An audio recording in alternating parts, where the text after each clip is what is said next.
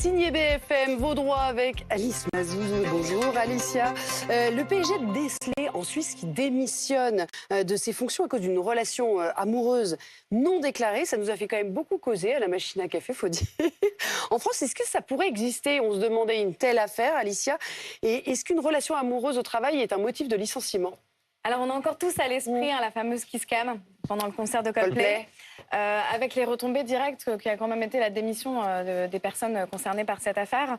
Je vous rassure, premier point important, parce qu'il y a quand même 10% des Français qui rencontrent l'amour de leur vie ou d'une partie de leur vie au travail.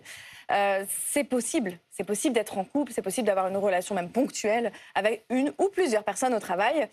C'est un article important, un de mes préférés, l'article 9 du Code civil, qui permet de nous protéger. Chacun a droit au respect de sa vie privée, renforcé par une disposition dans le Code du travail, les premiers articles du Code du travail. Les salariés doivent être protégés dans leur vie privée au travail. Donc l'idée, c'est oui, vous êtes libre. Et c'est le principe. Oui, donc c'est le principe. C'est pas interdit d'aimer au travail. On peut pas être licencié pour ça. Non, en principe, non. Et la limite, c'est évidemment si cette relation est contraire à des intérêts au fonctionnement de l'entreprise. Donc on a un certain nombre de décisions dans lesquelles la Cour de cassation va donner raison à l'employeur pour avoir licencié un salarié parce qu'il y a dans l'entreprise, en raison de la relation de certaines personnes, des troubles.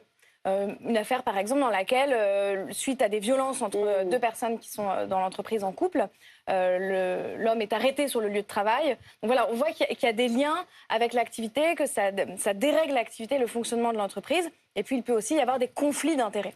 Est-ce que dans le cas, par exemple, l'employeur pourrait licencier une personne qui n'a pas déclaré une relation amoureuse, alors que justement, c'était pas prévu dans le règlement interne?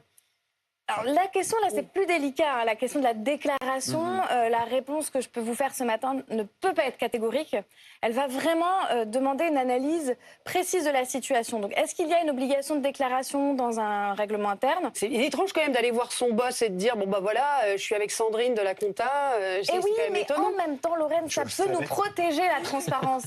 La transparence, ça peut être aussi une forme de liberté, parce que ça peut permettre à l'entreprise de mieux organiser les rapports de travail et les rapports de subordination. Parce que c'est là, justement, que le problème se pose. Si votre N+1, c'est la personne avec laquelle vous êtes en couple, mais c'est aussi la personne qui vous donne la prime à la fin de l'année, vous comprenez que là, il peut y avoir un enjeu un petit peu différent pour l'entreprise.